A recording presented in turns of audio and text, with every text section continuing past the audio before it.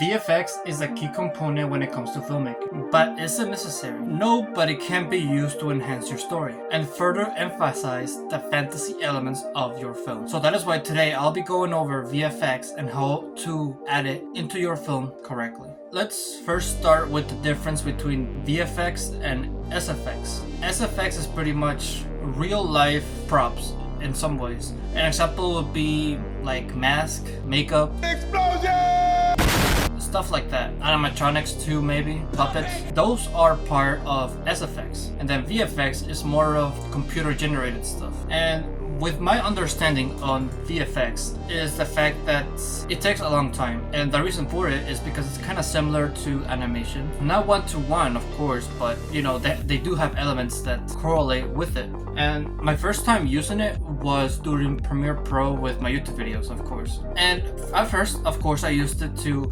make my videos more interesting and more fun to watch. However, YouTube videos and films are different in that way. Films are more all about storytelling, and YouTube videos are more about entertainment. You would want to use your VFX to enhance your story. An example would be from Ready Player One. I didn't see the movie, but I know that in order to show the virtual world a lot better, they used a lot of CGI, and that was probably necessary because that's how the story is, that's how it is in the book, and I guess having it in person wouldn't be as engaging, and it'll also be really hard because I know there's like video game characters, and it's hard to have both a live action real character next to a fictional character. Like, it's one of the reasons why the Five Nights at Freddy's movies used animatronics, because they try to make it more real. They could have gone the CGI route, which I believe would have probably been better, because video games, I said before in my video game video, but video games are more into fiction. There's not a lot of video games that focus mainly on being realistic. Pretty much my point that I'm trying to get at is VFX are mostly used towards fiction stories. Am I saying that realistic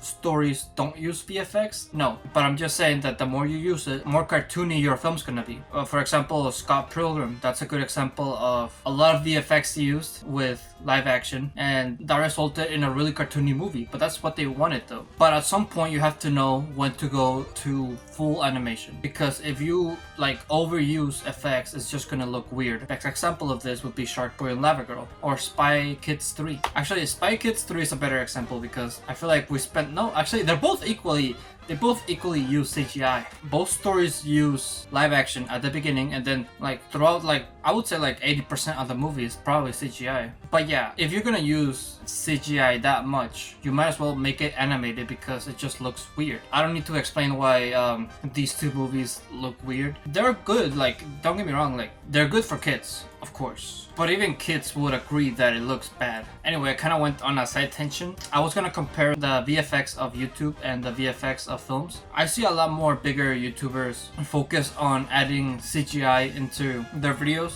Most commonly, the YouTubers who do challenge style videos like Mr. Beast, they are trying to incorporate more CGI aspects to their videos, which kind of misinfluenced me, kind of guided me the wrong way as to how VFX were supposed to be used. And this showed during my crime video. There's some aspects of it that didn't need special effects. Like for example, I said before this in another video, but when the phone rings, I could have just had the phone stay black. I could have just have it ring like from far away from another shot, maybe add the sound effect, put it in my ear, and then just do my line.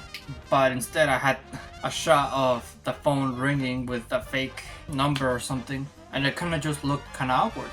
But I like the example I just gave right now. I didn't even do it on purpose. There's ways in which you can replace VFX if you're just creative, because you can leave stuff to the imagination. Like we can imagine what it is. Here, let me see. I think I got an example right here. What if when Walter White throws the meth thing, whenever he throws it and then it turns into a CGI meth, what if instead of that we just see him throw it and then it cuts to the explosion? It still would have been as effective, but I do see why having the VFX, the CGI meth thing, I do see why it could be beneficial because it gave like more of a build-up. Another time that CGI is used in Breaking Bad is when the plane crashed and we see Walt's reaction to it. Again, we could do the same thing here. We could just have the sound effect and we could also have Walt's reaction. And I feel like in this instant, it would be actually almost like equally as effective as just seeing it because we just see Walt's reaction to it. We know what's going on. And by seeing that plane crash, that takes away our imagination. Like in this scene, we can use our imagination of a plane crashing. But at the end of the day, it all comes down to your own intuition. As I said before with making like how I make thumbnails and how I edit videos and how I film stuff, there's some stuff that you just know, that you just have a hunch is right and it's wrong.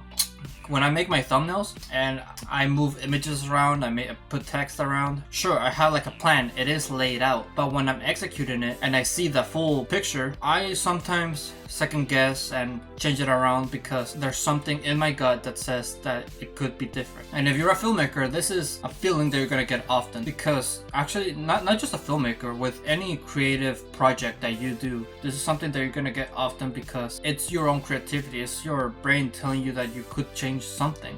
And this is a key thing. For some it might be frustrating because you have to repeat the same thing over and over, especially with acting. Like it's hard to ask the actor over and over to do the scene again because they might be fed up, they might be tired. But you have to do it in order to get your vision, the vision that you wanted. When it comes to the effects itself, I would say that unless you are the one making them, this aspect does not correlate when it comes to if you're making the effects or not. Because if you're not making the effects yourself, then you're just gonna trust the other person to do it. But if you are making the effects yourself, then it's the same thing, the hunch that you get. But however, most of the time, it's probably gonna be left to another person, unless you want to do it, of course. But this role is probably going to be mostly for editors, post-production process pretty much, and the result can vary depending on how much you pay your workers, how much time you give them, and time is more important. I'm just saying that, like, I'd rather you give one person 1 year than give 100 people 1 week. If you know anything about like whenever I talk about self-improvement, I always do relate it to this. But if you want to make progress on certain things in life, you have to only focus on that thing. For example, the gym. When I was like 5 years ago, I only focused at the gym because I wanted to look better. I only focused on that. I paid less attention to my YouTube channel, I paid less attention to my studies, and I focused more on the gym. And now, here's the results of that. I have a pretty good body, I am a pretty healthy person in general, but I already have I don't have to focus as much on it because I already worked on that thing. But when I was focusing on that thing, the results came quickly because I only focused on it. This is something that a lot of companies fail to realize nowadays, especially Disney and Marvel. They just pumped out like 100 different projects and we all agree that it's not as good. You can learn something from this. If you just focus on one project or like one aspect of filmmaking, you can expect to be good at it. You can expect the result to be good because you only focused on one thing. When you start focusing on multiple things, that's when it becomes a little bit tricky because you're constantly thinking about that other thing while you're doing the main thing. For example, my workout wouldn't be as good if I was constantly thinking about what my next YouTube video was going to be. I'll be out of focus pretty much. As I said, Marvel has been on a downfall from this aspect and it shows in a lot of their films and in a lot of their shows. She-Hulk is a good example of CGI not being the best. I also thought that some of the CGI in the Marvels could have improved, and like now that Marvel and Disney has been overworking their CGI department, you can tell their flaws. But it does make sense though, because CGI would probably mostly be used on comic book adaptations because comic book adaptations are all about fiction. So it does make sense why they would put a lot of their resources on that. But yet again, just focus on one thing. And besides, you don't even need CGI to make superhero movies. I mean, you do, I guess, for some superhero movies. But for example, you wouldn't need that much CGI on Daredevil. I feel like you could probably just have good combat directory and you'd wouldn't really need CGI because Daredevil is just like, he doesn't do really high fictional stuff. He just punches people, just like Batman. And that Batman movie is a good example of not really needing to use CGI that much. There was only like one scene where I noticed, oh yeah, CGI is being used in this movie, and that was where Batman was gliding after escaping from the cops. Like, I could tell they used CGI on that scene, but from everything else, it didn't really look like it. Like, it just looked like it was filmed in real life. Even though that it wasn't though. They used this new technology that I've been using recently where there's screens behind the actors and they project like the city or the environment that they're on. And again, when I found this out, it blew my mind because it's incredible, it's cool. But I guess it does kind of count as CGI. I assumed that it was used to save time, as VFX is commonly used for. But if you really want to make an effort in your film, then you can probably look for real life places that simulate the place that's in your head, like what you want it to be. You can probably find a similar place and film there. Just like look around your city, look around places in your area that you're interested in that could fit what your vision is. Just look around, have fun. Lastly, there's one final lesson that I want to teach you, and that is to not compare yourself to high budget CGI movies. I'll admit it, I did watch a lot of Marvel movies and I did watch like a lot of high budget movies that use CGI, VFX. And because I watched a lot of those movies, I was influenced and compared myself. I thought if you wanted to make a good movie, you had to do something similar where you have to have VFX in order to keep the audience entertained and hooked. But that's not true.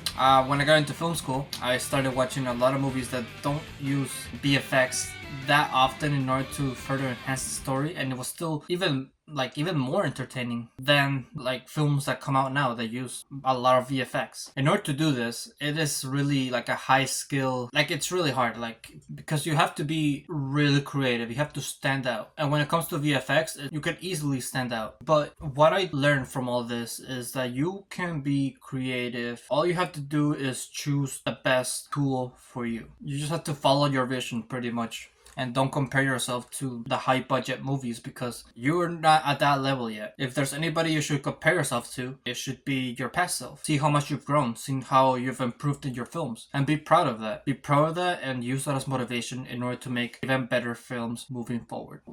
So with that, thank you for watching this video. If you liked it, make sure to leave a like. Subscribe if you're new or if you like my channel. And always remember to live your life like there's no tomorrow.